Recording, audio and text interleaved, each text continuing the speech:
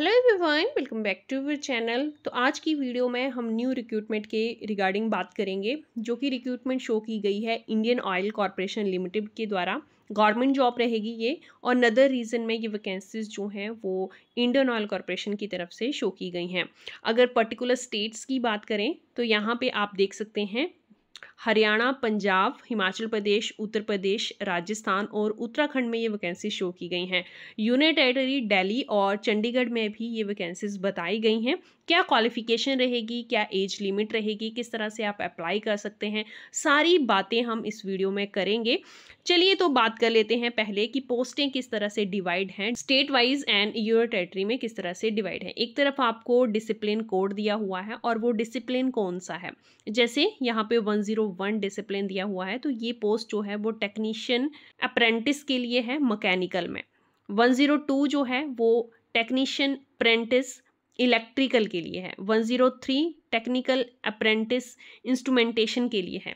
यहाँ पे discipline code है और उसके सामने ही आपको डिसिप्लिन बताया हुआ है कि किस पोस्ट के रिगार्डिंग है। 101 से 106 पोस्ट कोड के लिए टोटल 4 वैकेंसी शो की गई हैं, जिसमें अनरिजर्व के लिए 3 हैं और ओबीसी नॉन क्रीमी लेयर के लिए 1 पोस्ट है। 107 ट्रेड अप्रेंटिस है फिटर में। 108 यहाँ पे ट्रेड अप्रेंटिस और टेक्नीशियन अप्रेंटिस अलग अलग हैं, इनकी क्वालिफिकेशन भी अलग अलग होगी, जो कि आगे हम बात करेंगे।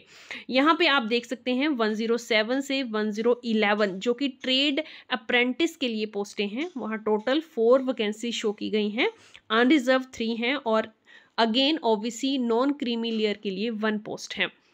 जो ग्रेजुएट अप्रेंटिस हैं उनके लिए 26 पोस्ट हैं। ग्रेजुएट अप्रेंटिस के लिए क्वालिफिकेशन क्या होनी चाहिए, अगर आपने किसी भी डिसिप्लिन में ग्रेजुएशन की है विद मिनिमम 50% मार्क्स, तो आप इस पोस्ट के लिए अप्लाई कर सकते हैं। और सबसे ज़्यादा वैकेंसी जो है इसी के लिए शो की गई है। टोटल 26 हैं, जिसमें कि अनरिजर्व 13 है। और यहाँ पे आप देख सकते हैं EWS के लिए 2 है, SC के लिए 3 पोस्टें हैं, ST के लिए 1 and OBC non creamy layer के लिए 1 है। और PWED के लिए 1 पोस्ट यहाँ पे बताई गई है। Trade apprentice data entry operator और जो सेकंड है trade apprentice data entry operator, skill certificate जिनके पास होना चाहिए, उनके लिए टोटल 2 वैकेंसी शो की गई हैं और दोनों ही अनरिजर्व्ड हैं। ये दिल्ली के लिए बताया गया है।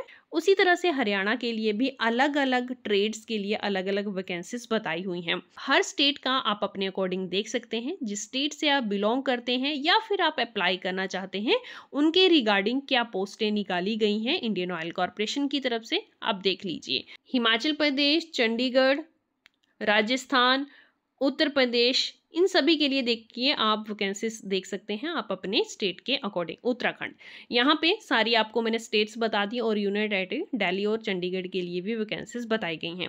अब हम बात करते हैं कि इन पोस्ट के लिए अगर आप अप्लाई करना चाहते हैं तो आपके पास क्या क्वालिफिकेशन होनी चाहिए। जो डिसिप्लिन बताए हुए हैं, मीन्स पर्टिकुलर पोस्ट बताई हुई है, उनके लिए क्वालिफिकेशन क्या होनी चाहिए।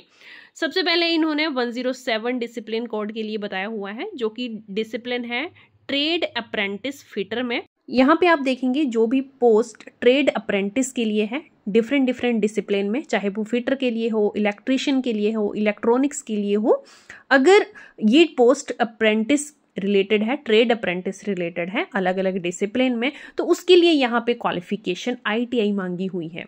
ITI पर्टिकुलर डिसिप्लिन में होनी चाहिए, 2 साल की होनी चाहिए और रेगुलर बेसिस पे होनी चाहिए। तो यहाँ पे 107 जो पोस्ट कोड है ट्रेड अप्रेंटिस फिटर का, उसमें अगर आपने 10th की हुई है प्लस 2 साल की आपके पास ITI है फिटर में किसी भी रिकॉग्नाइज्ड इंस्टीट्यूशन से, तो आप इस पोस्ट के लिए एलिजिबल हैं, आप अप्लाई कर सकते हैं। सेकंड जो है 108, ये भी ट्रेड अप्रेंटिस की ही पोस्ट है और इलेक्ट्रीशियन में है। 10th आपके पास है प्लस आपने ITI 2 साल की हुई है इलेक्ट्रीशियन में, तब आप इसके लिए एलिजिबल हैं। 109 की बात करें तो ये जो है इलेक्ट्रॉनिक्स मैकेनिक्स में है, तो यहाँ पे ITI जो है वो आपकी इलेक्ट्रॉनिक्स मैकेनिक्स में ही होनी चाहिए, 2 साल की, और आप 10th के बाद अगर आपने ITI 2 साल की है तब भी आप एलिजिबल हैं। नेक्स्ट जो डिसिप्लिन कोड है that is 110 trade apprentice instrument mechanics में ये पोस्ट है, जिसमें कि आपकी ITI इंस्ट्रूमेंट मैकेनिक्स में ही होनी चाहिए। इसी तरह से पोस्ट कोड 111 है आपकी ITI ही पर्टिकुलर डिसिप्लिन में होनी चाहिए। नेक्स्ट जो डिसिप्लिन कोड है वो है 101। पोस्ट नेम है टेक्नीशियन अप्रेंटिस मैकेनिकल। अब टेक्नीशियन जो पोस्टें हैं इसके लिए आपके पास 3 ईयर रेगुलर बेसिस पे डिप्लोमा होना चाहिए इंजीनियरिंग का। यहाँ पे पोस्ट जो है मैकेनिकल के रिगार्डिंग है तो आपके पास डिप्लोमा जो है वो मैकेनिकल इंजीनियरिंग में होना चाहिए और 50% मिनिमम आपके मार्क्स होने चाहिए। 102 जो है अगेन टेक्निकल अप्रेंटिस से रिलेटेड है, इलेक्ट्रिकल में ये पोस्ट है तो आपकी जो 3 ईयर रेगुलर बेसिस पे डिप्लोमा है वो इलेक्ट्रिकल में होना चाहिए। अगेन 103 जो है टेक्नीशियन अप्रेंटिस ये इंस्ट्रूमेंटेशन में है। 104 जो है टेक्नीशियन अप्रेंटिस सिविल में है। 105, 106 इसमें आपको 3 ईयर डिप्लोमा ही चाहिए।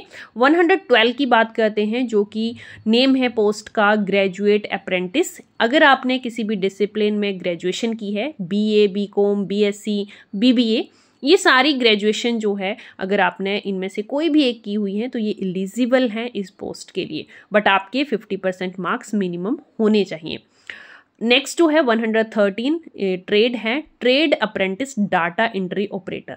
इसके लिए आपकी जो है वो +2 होनी चाहिए। अगर आपने ग्रेजुएशन कंप्लीट नहीं की है अभी तक फिर भी आप इस पोस्ट के लिए अप्लाई कर सकते हैं। लास्ट पोस्ट जो है वो है आपकी 114 और पोस्ट नेम है trade apprentice data entry operator, but इस पोस्ट के लिए आपके पास स्किल्ड सर्टिफिकेट होना चाहिए। अगेन क्वालिफिकेशन की अगर बात करें तो क्वालिफिकेशन जो है वो +2 ही होनी चाहिए, बट आपके पास मिनिमम 1 ईयर का जो है वो सर्टिफिकेट होना चाहिए, ट्रेनिंग सर्टिफिकेट आपके पास होना चाहिए। तो अगर आपके पास ग्रेजुएशन नहीं है, ITI आपने नहीं की हुई है, तब भी आप ये जो वैकेंसीज निकली हैं इनके लिए अप्लाई कर सकते हैं। +2 भी सिंपली आपने की हुई है तो आप trade apprentice data entry operator के लिए अप्लाई ज़रूर करें। अगर एज लिमिट की बात करूं तो एज लिमिट जो है यहाँ पे दी हुई है 18 to 24। अगर आप इस एज लिमिट में आते हैं तो आप ज़रूर अप्लाई कीजिए। यहाँ पे आपकी कोई भी फीस नहीं ली जाएगी, कोई भी रिटन टेस्ट आपसे नहीं लिया जाएगा, इंटरव्यू नहीं होगा, मेरिट बेसिस पे जो है सिलेक्शन आपकी की जाएगी। अगर आप एलिजिबल हैं और इंटरेस्टेड हैं तो आप रजिस्टर कर सकते हैं इनके पोर्टल पे, NAPS या NATS पोर्टल पे जाके अप्लाई कर सकते हैं और सिलेक्शन आपका जो है वो यहाँ पे मेरिट बेसिस पे होगा। कोई भी रिटन टेस्ट इंटरव्यू जो है वो आपसे नहीं लिया जाएगा। तो आप अगर अप्लाई करना चाहते हैं तो इनके पोर्टल पे जाइए, ऑफिशियल वेबसाइट पे जाइए, वहाँ से जाके आप रजिस्ट्रेशन कर सकते हैं, अप्लाई इन पोस्ट के लिए कर सकते हैं। इन पोस्ट के लिए एप्लीकेशन फॉर्म जो है वो ओपन कर दिया गया है। 16 मार्च से एप्लीकेशन फॉर्म स्टार्ट हो गया है और लास्ट डेट जो है वो 22 मार्च है। अप्लाई करने की लास्ट डेट 22 मार्च है, तो अगर आप इंटरेस्टेड हैं तो 22 मार्च से पहले इन वैकेंसीज के लिए आप ज़रूर अप्लाई कीजिएगा। इंपॉर्टेंट नोटिफिकेशन मैंने आपको बता दी है, लास्ट डेट बता दी, क्वालिफिकेशन आपको बता दी है और एज लिमिट भी बता दी है। जो भी इंपॉर्टेंट पॉइंट्स इस रिक्रूटमेंट के रिगार्डिंग थे वो मैंने सभी आपको बताने की कोशिश की है। इस PDF को मैं अपने टेलीग्राम ग्रुप पे भी शेयर कर दूंगी ताकि आप वहाँ से डाउनलोड करके खुद भी इस PDF को रीड करें और रजिस्ट्रेशन करने से पहले, अप्लाई करने से पहले खुद भी इस PDF से गो थ्रू ज़रूर होइए। जब आप रजिस्ट्रेशन करते हैं, अप्लाई करते हैं तो क्या क्या डॉक्यूमेंट्स आपको अपलोड करने हैं, साथ में क्या क्या डॉक्यूमेंट चाहिए आपको, वो भी यहाँ पे डिस्क्रिप्शन दी हुई है। इसको अच्छे से पढ़िए और उसी के बाद जो है वो आप इनके पोर्टल पे जाके अप्लाई करिए। अगर आपको इन्फॉर्मेटिव लगी हो, आपके लिए हेल्पफुल रही हो तो लाइक और शेयर ज़रूर कर दें और इसी तरह के अपडेट के लिए आप हमारे चैनल को ज़रूर सब्सक्राइब करें। Thanks for watching.